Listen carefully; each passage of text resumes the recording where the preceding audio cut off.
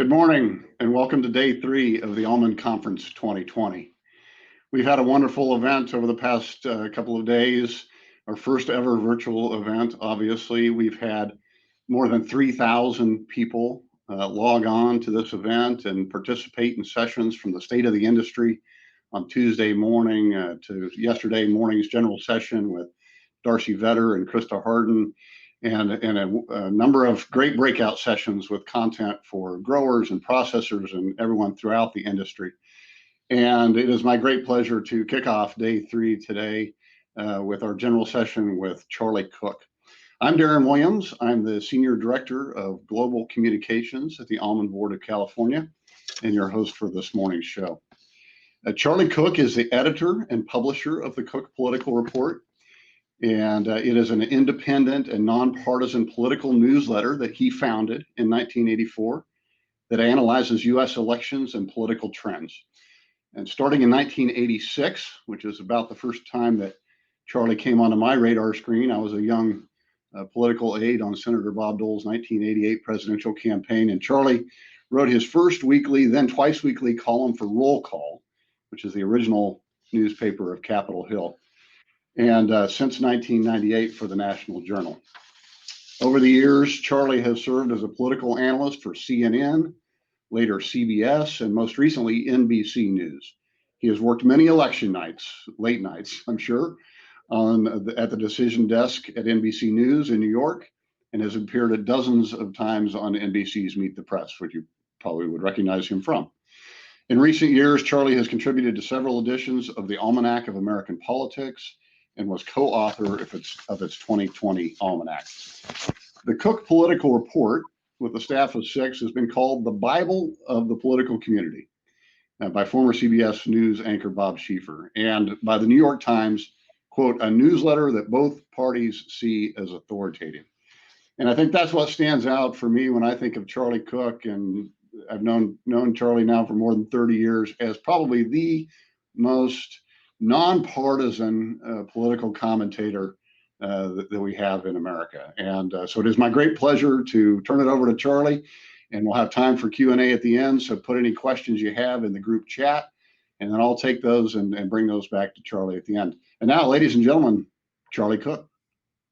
Well, thank you very much, Darren. It's an honor to kick off your third day of your meeting, and a privilege to be here. And I was just telling Darren before we went on that I had the opportunity to speak to the Dole Institute for a third time virtually last month.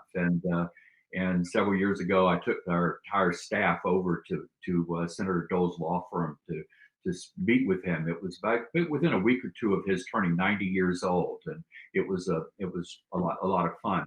I only have 25 minutes allotted to me, so what I'm going to do is talk a little bit about what happened in the election and why, not as much as I normally would, then touch on these 2 Georgia Senate races that are kind of runoffs on January 5th that will decide, I would say, control of the U.S. Senate, but given the margins, I don't think, no matter what happens, I don't think anybody's going to be in control, but so it's better probably to say who will be in the majority, even if they aren't really fully in control of the Senate. Then talk about the next 2 years in Congress and in Washington and what we may expect. And then talk just a little bit about the midterm election and just a couple of thoughts about 2024, if we have time. It's no secret that we have a deeply partisan country. It's deeply and narrowly divided. I say narrowly and not evenly. It's because it's not even, but it's awfully close. As of this morning, the presidential vote is 51.3% for for former Vice President Joe Biden, and 46.9% for President Trump. Or one way that's sort of easier to look at it is to say of the 2-party votes. So in other words, you throw out the independent and the write-ins, so it adds up to 100. It's basically the country's 52-48. And it was a difference of about 4.4 percentage points, a little over 7 million votes out of 158 million. But that 52-48 of the 2-party vote split, it matches up almost exactly with the 2-party vote for Congress. That overall, 50.8% voted for Democrats for the House of Representatives nationally. 47.7% voted for Republicans. And again, the two-party vote would be 52-48. So there was a 4.4 point margin in the presidential, but only a 3.1 point margin for Democrats over Republicans in the House of Representatives, which I think is a clue about something that happened. We'll talk about in a few minutes.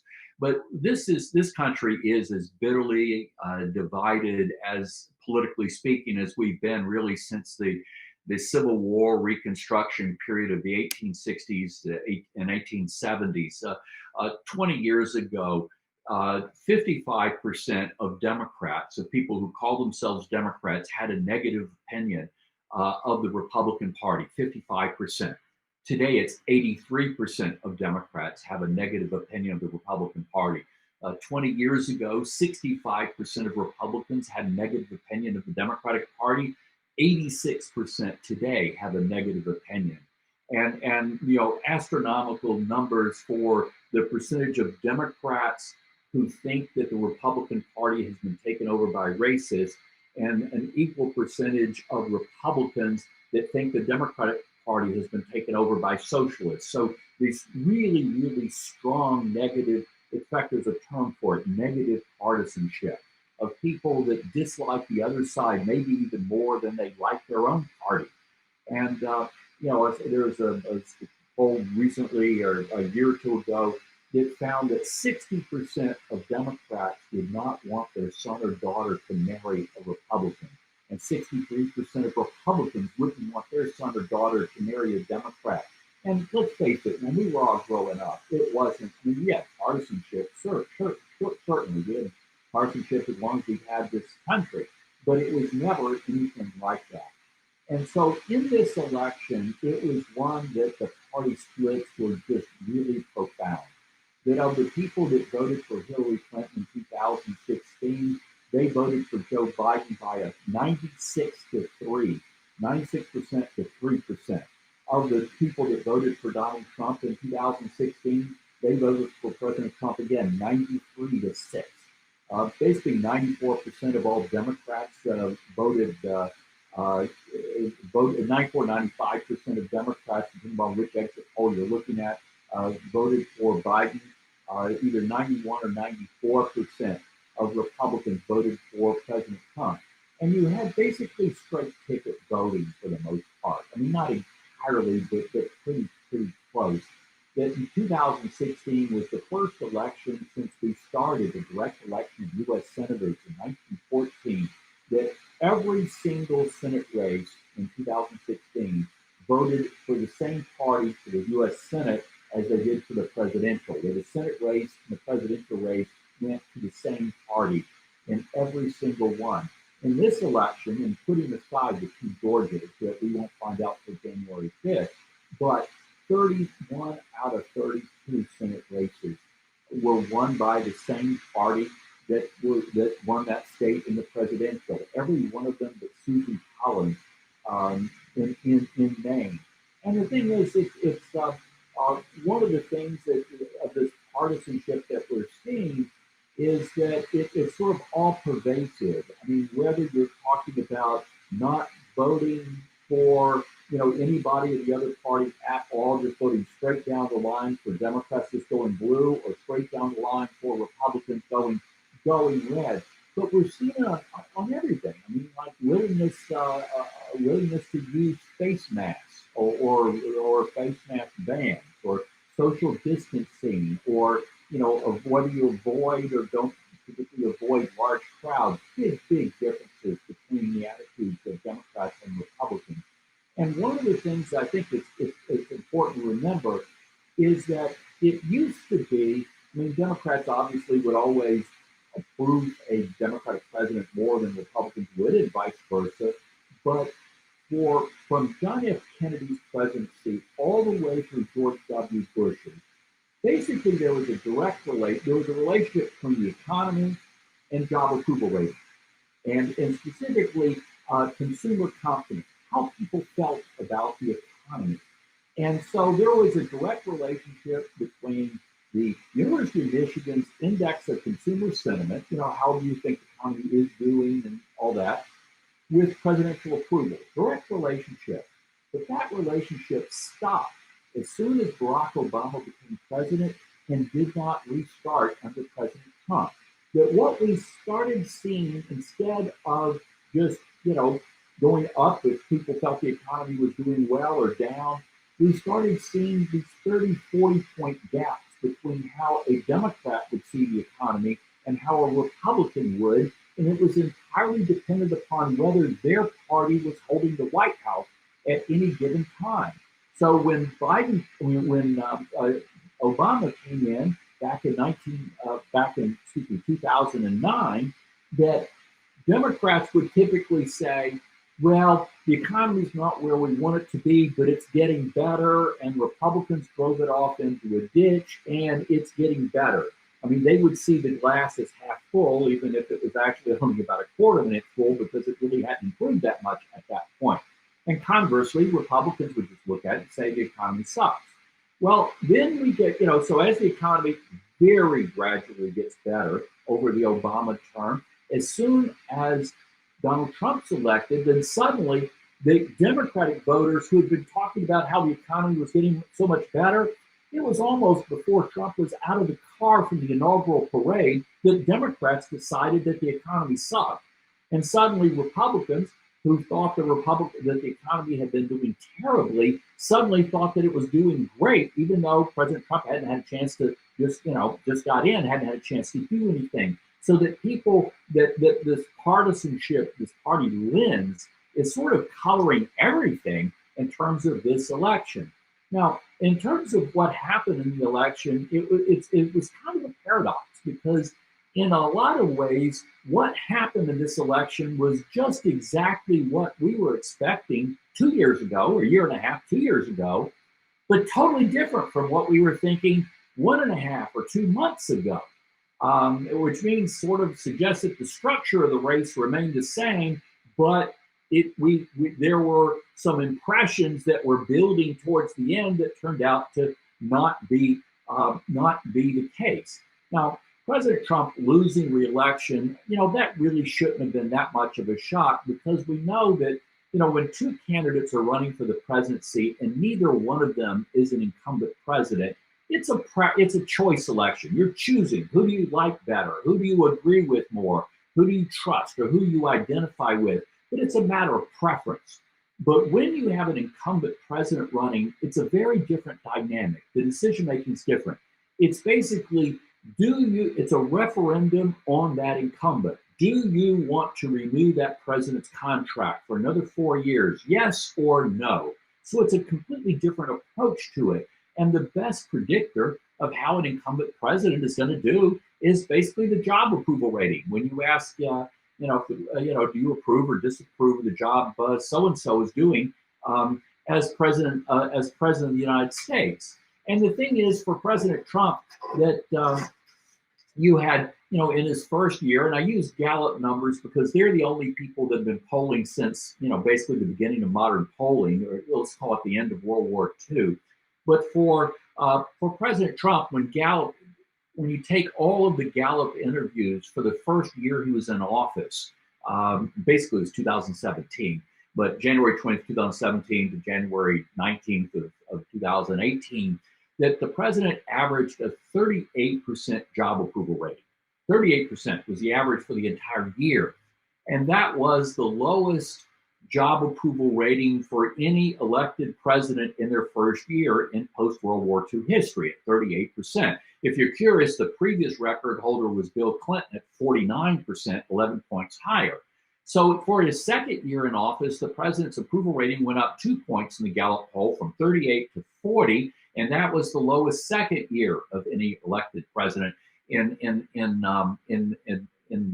post-World War II history. And then for his third year, it went up 2 more points to 42%. And that wasn't the lowest because Jimmy Carter's had dropped down to 37, but it was the second lowest. So if you're a president and you've averaged a 41% approval rating for your entire time in office, the chances are you're going to have a really, really difficult time getting elected. and you better hope that the other party is nominating the wrong person, because there is, if you think about, we had 8 elected presidents since the end of World War II, and 6 of them got reelected. 6 out of the 8 going into 2020. 6 out of 8.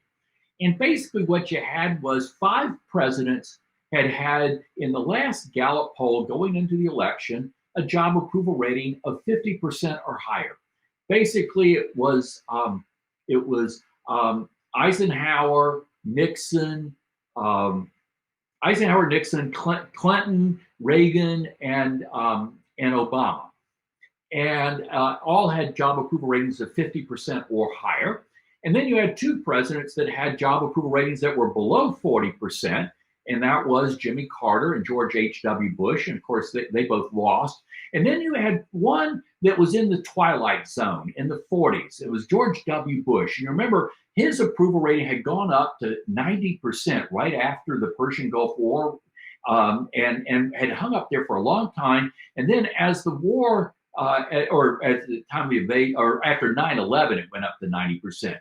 But as the war in Iraq started getting more problematic, his approval rating started coming down. So his last approval rating was 48% before the election. And you might remember on election day in 2004, it was against John Kerry, was running against President Bush. And you remember, it was a pretty close race. In fact, the exit polls that morning looked like maybe Kerry might win. But in the end, George W. Bush won by 2.5 percentage points. But it was a pretty close race. So if you're an incumbent president, you want to have a job approval rating over 50%. But if it's not 50, you sure want it to be 49, maybe 48. But you want it to be, above. You want to be something above that. But for President Trump, that when you've averaged 41%, and the next to last Gallup had him at 43, and then he jumped up to 46 for the last one.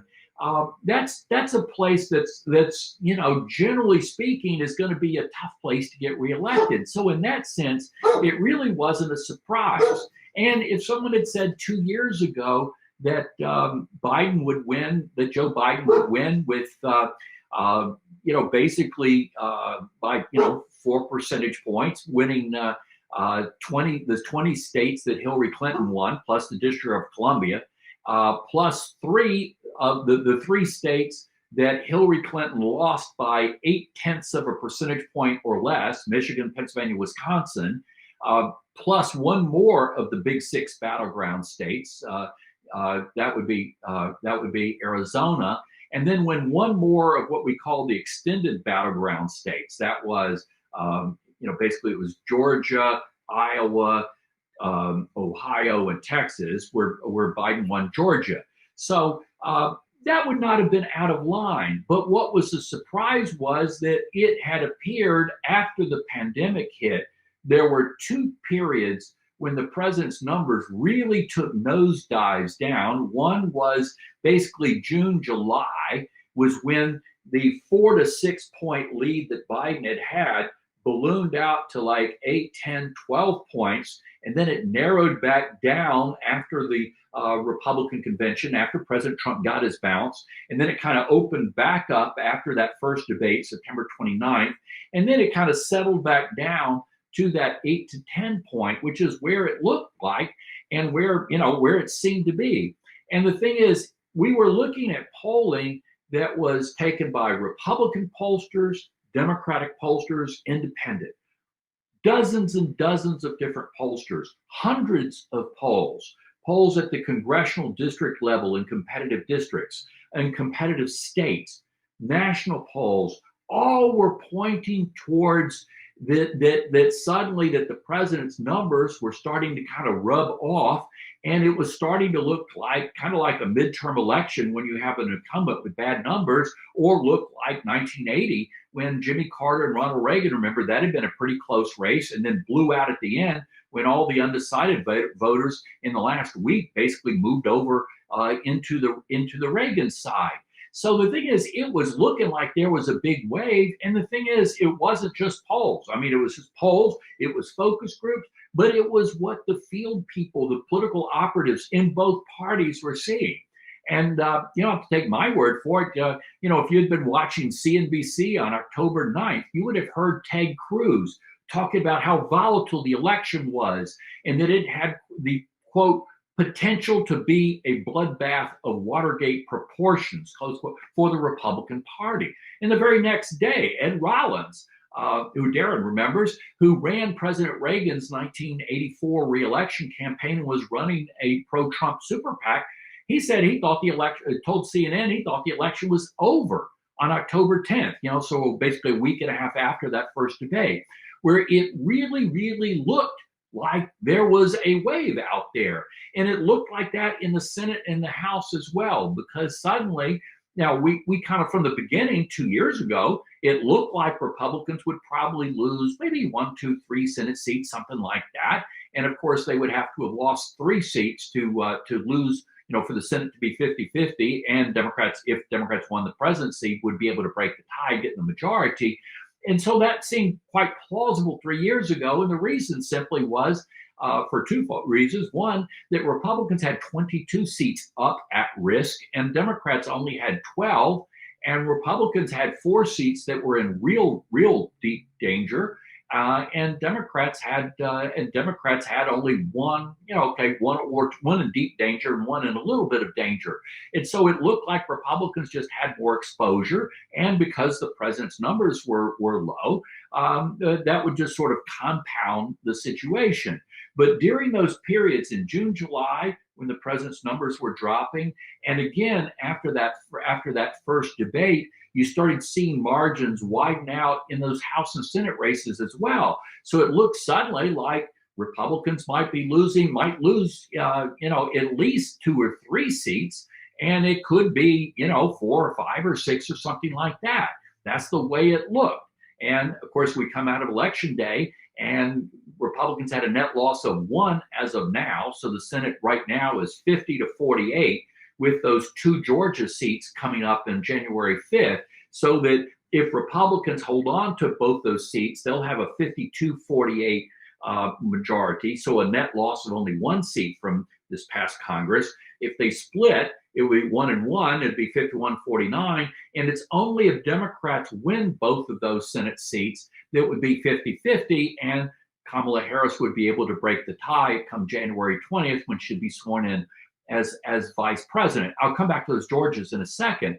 But in the House of Representatives, early on, we thought that Republicans would probably pick up a few seats. And the reason for it simply was that when one party loses 40 seats in one election, generally they win some back in the very next election, particularly in a case like this, where a lot of the seats that Republicans lost in 2018 in those midterm elections were seats that Republicans had had for really a long time. There were some that Republicans had held for 100 years. And that many of these were suburban districts, or most of them were in suburban districts outside of Atlanta, Dallas, Houston, Kansas City, Oklahoma City, Richmond, Virginia. And remember, there were a bunch down in Orange County, California, and sort of all over the place. But they were suburban districts where Republicans had some really, really, really tough losses. So anyway, all of that, then came on election night, and suddenly none of that happened. I mean, yes, Biden won the presidency, and he won the states that, early on we kind of expected, but it was a lot closer than we thought. And the interesting thing is there weren't any upset states, in the sense of all the states that we had rated as lean, likely, solid Trump went to Trump. And every race state that we had lean, likely, solid Biden went to Biden. But President Trump won all but 1 of the 7 toss-up states. So again, Georgia, we don't know Georgia yet, but all the others except for he won all but Georgia, he won all but Georgia of those states in the presidential. So that it was the toss-ups that basically all went one way, or all except for Georgia. And in the U.S. Senate, it was the same thing. Each side won all the races they were supposed to win, but every single one of the toss-ups, again, except for the 2 Georgias that we don't know about in the Senate, every one of them went towards Republicans. And in the House of Representatives, there were actually, I mean, Republicans won basically all the toss-ups, but there were actually some real upsets where Democrats had been expected to win that went the other. So what happened? I think what happened was this. For most of this election cycle, it looked like Republicans. I mean, it looked, that if you took a poll and you asked people, who do you think's going to win the election?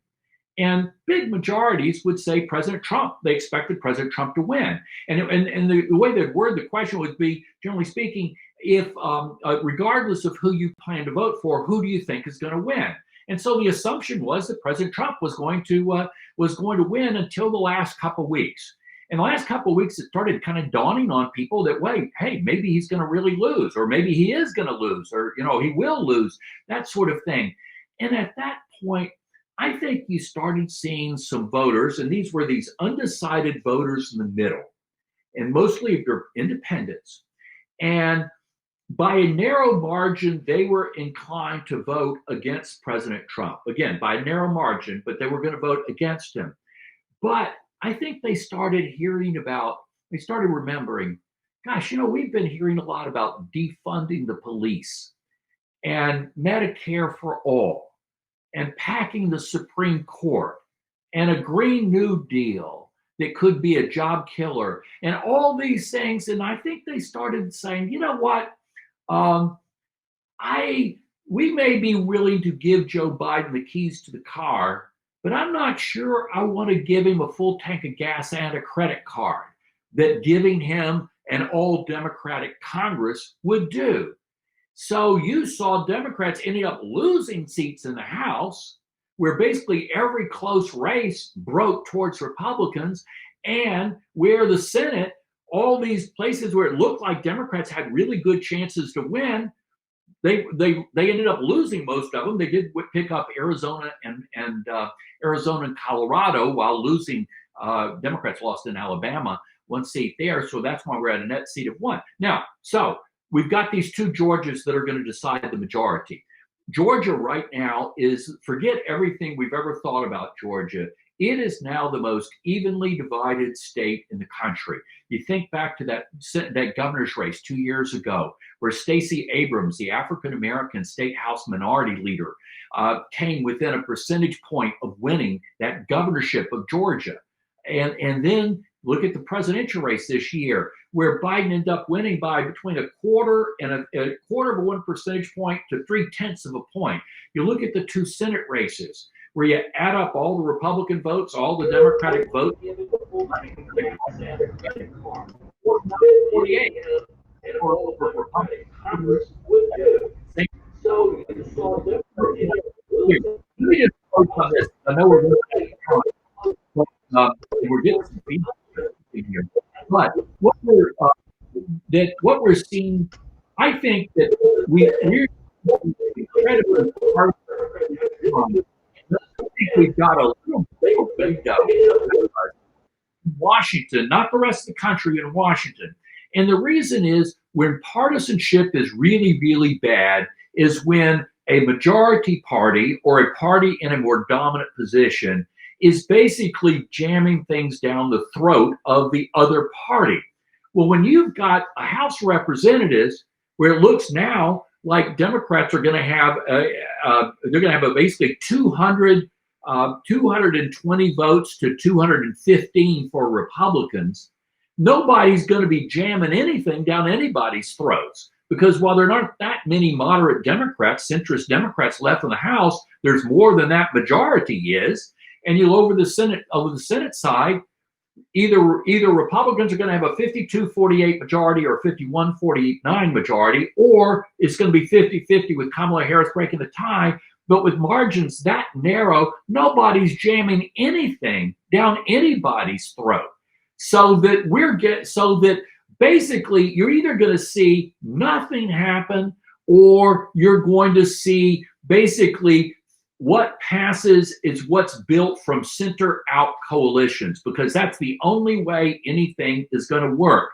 But this is absolutely not going to be like it was when Bill Clinton won in 92 and Democrats had the House and Senate and jammed through a bunch of things on Republicans in 93, 94, which is what cost them the control of Congress in 94, or what Obama did after he won in 2008, where they jammed through things in 2009 and 10, or for that matter, after 2016, when President Trump won and Republicans had majorities in the House and Senate, and they were able to jam through what they wanted.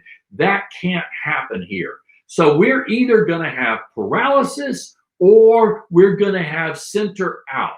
And I think just temperament wise, because last point, because I know I'm running over, is that back, if you think of the last 60 years, we went through 16 years from basically 1960 to 1976. So John F. Kennedy, Lyndon Johnson, Richard Nixon, Gerald Ford. We basically had 4 presidents.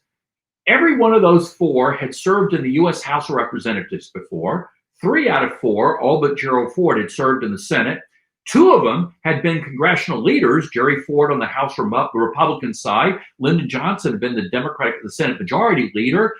2 of them had been vice presidents, which means you're president of the Senate. In other words, relationships where they knew people. They knew the institution. They knew the process. But then if you take the next 44 years, you basically had most of that was governors, for current or former governors coming in that had never served in Congress whatsoever. You only had one president that had ever served in the House and had a lot of Washington experience. That was George H.W. Bush. And you had Obama, who had, yes, he had been in the Senate for 4 years, but he was gone for 2 of them, running for president. So and he was kind of aloof and didn't really know anybody there, knew very few members. That Biden is going to be more like those first 4 and George H.W. Bush, is somebody that comes in that knows the process, knows the institutions, and has relationships. I mean, keep in mind, when Joe Biden was first elected to the Senate, Barack Obama was 11 years old. That Biden was in the Senate for 12 years before Mitch McConnell got there. They worked together for 24 years, and then another 8 when Biden was president of the Senate as being vice president. So I think we may have in Washington a brief respite, maybe, from the partisanship, and that things may actually be able to, I think it's going to be a little bit of a break, but the partisanship out in the country, I'm afraid it's going to be as bad as ever. But we may have a little bit of an intermission here from the extreme partisanship. So let me turn it back to Darren. Thank you, Charlie. Well, I could listen to your remarks all day long, but I appreciate you leaving a little time. We got some great questions that were coming in. Yeah. So I'm going to start off with the questions that were coming in. We had a question. The first question came in was from Gil Costa, who asked with Tom Vilsack's nomination to be USDA Secretary of Ag, how do you see programs for specialty crops in the Western U.S. For USDA programs and insurance policies? And kind of a related question from Greg Berg, what does a Biden presidency hold for agriculture and the almond industry in particular? And I know you're not an expert on the almond industry, but we are a specialty crop. Tom Vilsack is a Midwestern, corn, soy, hogs, and cattle secretary. Any thoughts on that? Well, the thing is, there was a chance, and Biden was under a lot of pressure. And again, I acknowledge I'm not an ag expert, certainly not specialty crops, but Joe Biden was under a lot of pressure from liberals and from the African American community in particular to nominate Marcia Fudge, to name her as Secretary of Agriculture. And the idea would be somebody whose forte would be hunger issues. And, there is a lot of farming in Cleveland, in the city of Cleveland. I'm being sarcastic. So that was the fight. And you might remember that Heidi Heidkamp, who had been a Democratic senator from North Dakota, that a lot of the urban and liberals sort of opposed her, which would have at least been a woman. But so I think that Biden made a really solid decision of, look, we're going to pick up somebody, get somebody who's, is from the farm side, as opposed to the urban hunger, WIC program, that sort of thing. and someone who, because he'd been Secretary of Agriculture, would basically know the whole set of issues. I mean, not just the big crops, but also the specialty crops. And that I think this turned out to be, well, let's put it differently. I don't think it was realistic for you to expect anybody that would be more knowledgeable about your sector than what you got with Vilsack, because anybody else would have known either little or nothing. I mean, and so, you could probably have come up with 5 people you'd rather have as secretary, but my guess is you dodged a bullet, because if you'd gone with a more urban, hunger-oriented one, you guys wouldn't get the time of day. Yeah, I tend to agree with maybe the one exception of our own California Secretary of Ag, Karen Ross, whose name was floated and is very knowledgeable on the almond industry. But no, I think you're absolutely right. Secretary Vilsack obviously has experience on the job and agricultural know-how. Another question, Charlie, is considering the hyper-partisanship that you talked about, that seems to have obliterated any middle ground. This is coming from Greg Zlotnick, by the way, or even the ability to compromise without being excommunicated. How is anything going to be achieved, particularly with 70% of the Senate representing 30% of the people and states that did not vote for Joe Biden? Well, there's sort of 2 parts of that. One is, you're absolutely right. I mean, as someone who, I've been doing this for 36 years, and so I've been trying to stay in the middle all that time. But let me tell you, it's lonely in the middle. And that center line is microscopic at this point. You know, it wasn't that hard back in the 80s and early 90s to try to be down the middle. And that's the thing, is that we've learned it's my way or the highway. And whether you're a Democrat or whether you're a Republican, there's this sense that either I win or I got cheated. The idea that you might actually have lost something. And you remember 2004 when George W. Bush beat John Kerry by 2.5 points, you had Democrats who were jumping up and down saying that Ohio had been stolen from Kerry. It hadn't been stolen. I mean, but people, I think, to be honest, I think it comes from, now every kid gets a ribbon, if not a trophy, and we're not teaching people how to, it's good to be a good winner, but it's also good to be a good loser. It doesn't matter whether you're a Democrat or a Republican. So it is very troublesome. But this, the thing is that we used to have conservative, moderate Democrats who were a ballast that kept the Democratic Party from going off into a ditch on the left-hand side, and liberal, moderate Republicans that were a ballast that kept the Republican Party from going off into a ditch on the right side. But what's happened is the parties have become so ideologically sorted so that conservative, moderate Democrats are either dead or they've left the party, or maybe they just got out of politics. And the same thing with liberal, moderate Republicans, so that now there's no overlap whatsoever between the 2 parties.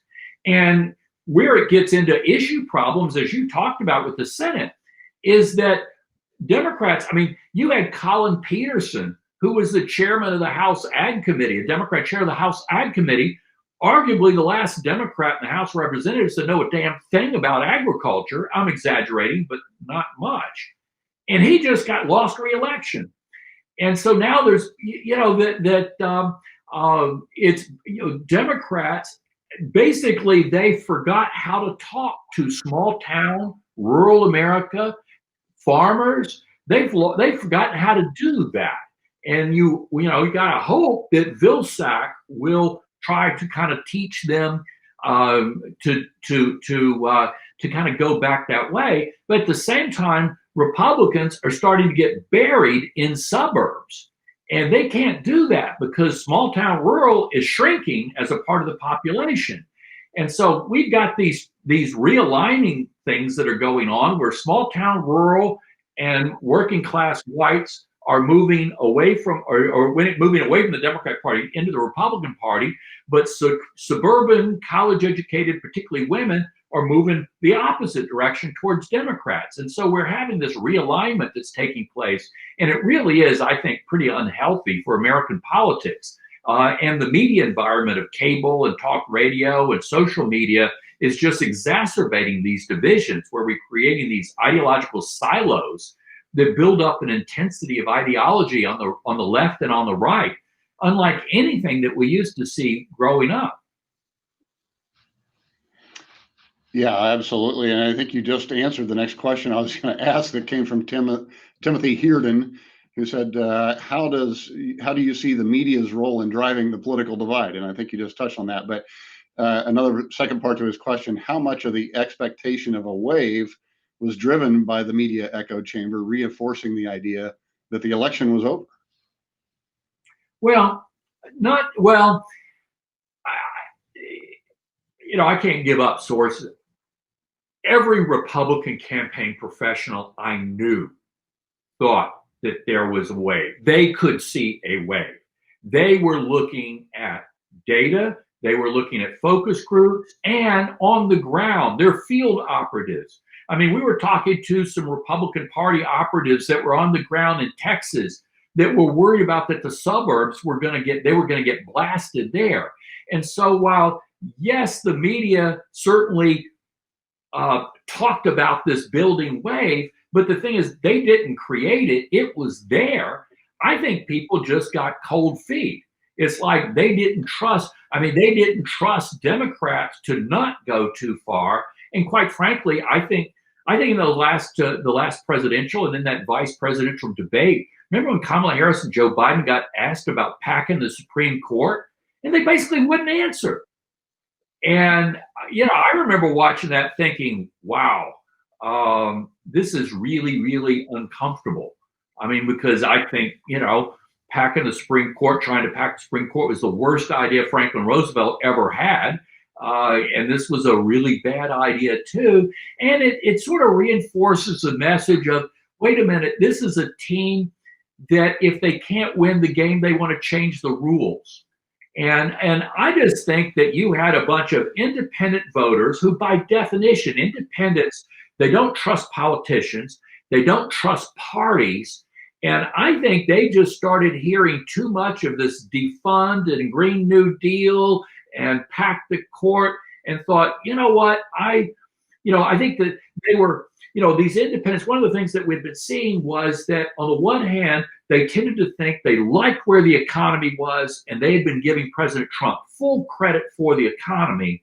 But at the same time, they were troubled by him as a person, behavior, leadership style. Why won't he listen to experts? Just sort of behavioral things.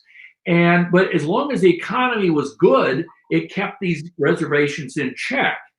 But with the pandemic, that sort of started tipping things. And when the economy started coming down, not that he wasn't blamed for it, but it was not able to offset his more negative attributes, so that it started going over towards Democrats. And then they started hearing too much of the stuff, got cold feet, and said, the heck with this. We're going to go with the status quo, just switching out Biden for Trump. And where, so it was a lot closer than we expected. But, if you had told me the exact results 2 years ago today, I would have said, yeah, that sounds perfectly normal. But it just wasn't what it looked like it was a month and a half, 2 months ago. But, it is a problem that we've got now. People are seeking where trusted news source is basically someone that's going to tell me what I want to hear. And so if you're on the left side, you're going to be watching CNN and MSNBC. And if you're on the right side, you're going to be watching Fox or Breitbart or Newsmax or one of those. When quite frankly, I think I wish more people would just simply watch the three, ABC, CBS, NBC. They may not be straight down the middle, but they're about as close to down the middle as we've got in the process. They're not CNN, MSNBC, and they're not Fox and Newsmax and One America over there, because it's good for everyone to be getting some kind of news that's not deliberately slanted in one direction. And I think we've lost, we're losing sort of our fabric as a nation. We are, it's supposed to be the United States of America, and we're really not very united now. And going for people we agree with as our source of news is a very, very dangerous thing. Yeah. It seems the days of, collegiality in Washington, when my former boss, Senator Dole, was there, you and I were talking off air, we thought, in the 90s, it was starting to feel very partisan, but nothing compared to today. And I think that really leads to a number of the comments here, including one from Barbara Bar Imhoff, who says, what is the chance that the U.S. will ever have more than two parties seriously debating issues? In my opinion, a middle ground party to help find compromise to resolve issues would be extremely helpful. And then more recently from my friend Christine Gimperly, who says, what's it going to take from the White House to create any middle ground in this country, both with the politicians and the people they represent? I think everybody just wants everyone in Washington to truly move forward. Yeah, no, you're absolutely right.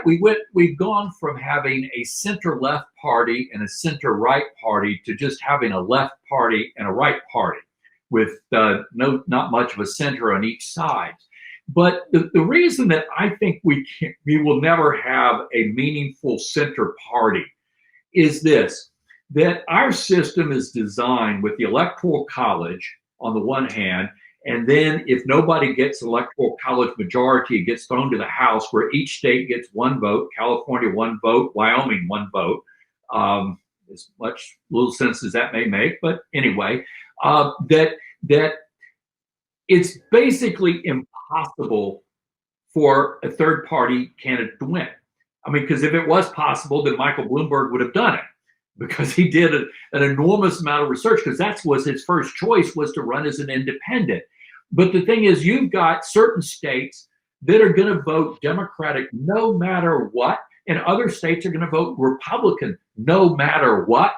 And because of that, there's no way a third party can possibly win 270 electoral votes. And they're sure as hell not going to win a majority of 26 votes in the House of Representatives, 26 out of 50. So the thing is that the presidency sort of drives our party process. And so while there's not an electoral college for the House and for the Senate and governors and everything else, but the presidency and being a national party in that sense is what defines our system. So that's why I think an independent effort, we're never going to see a third independent party of any import because of that. And so my advice is, if you're a centrist, pick one side.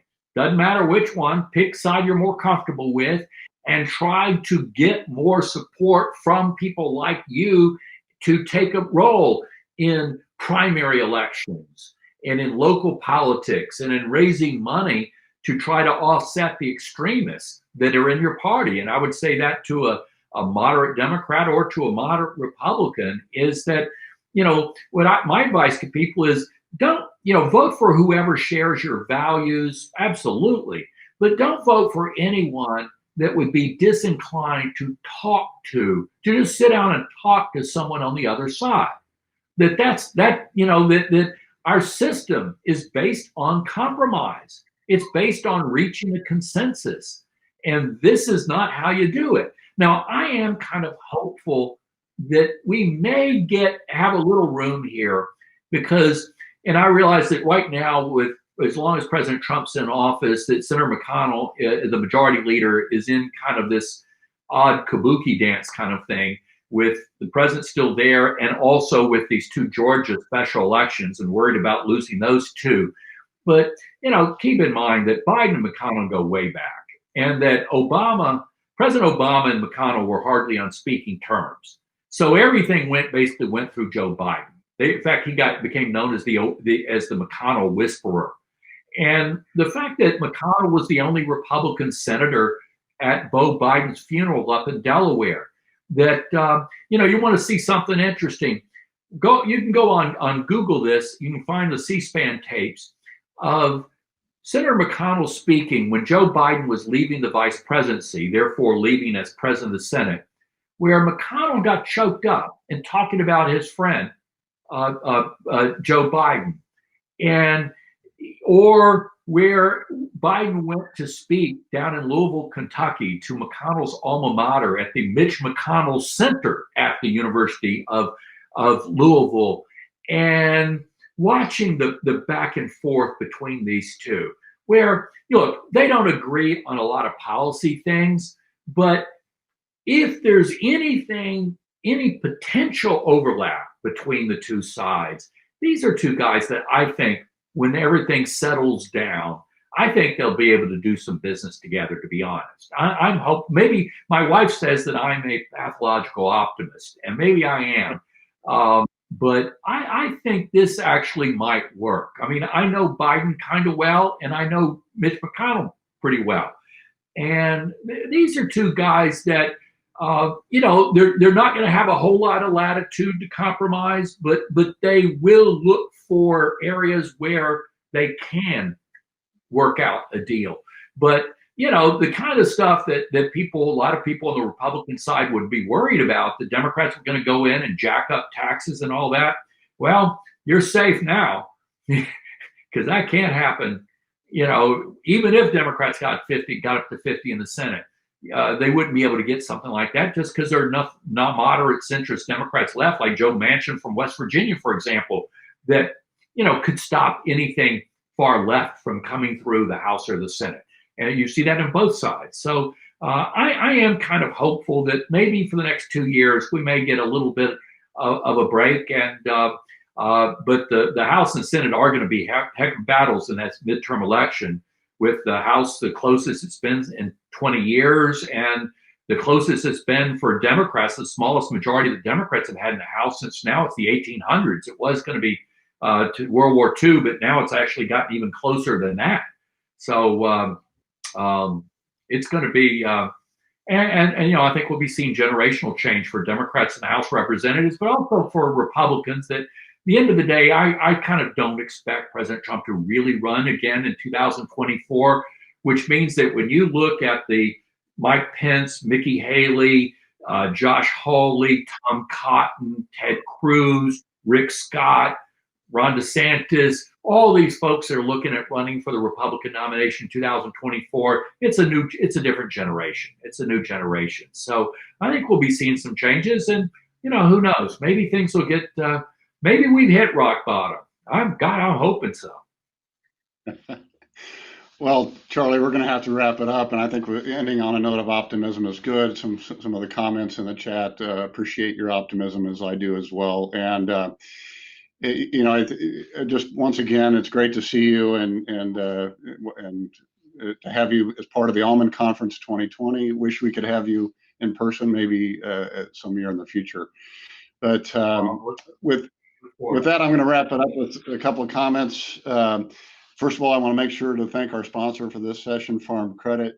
All of our sponsors for the Almond Conference, as you know, registration is free. We wouldn't be able to have held this Almond Conference without the assistance from our sponsors. And keep in mind, we've still got a great series of breakout sessions coming up over the next 3 hours, 9 to noon Pacific time. We're going to have a live closing session from 12 to 12:30 with my boss, Almond Board CEO Richard Waycott, our chairman Kent Stenderup, and our vice chair Brian Walbrink. And you'll have an opportunity to chat with them and ask questions at that time. And then one last hour from 12:30 to 1:30 of the dedicated trade show hours. So please go to the trade show and visit our exhibitors. Charlie, good luck in the future, and appreciate your insights. And let's hope that optimism comes through. I want to come see an almond tree. We didn't have them in Louisiana where I grew up. Take care, no, sure. We'll get you in. We'll get you out here to do that. Thanks again. Take care. Bye, everybody. Be safe.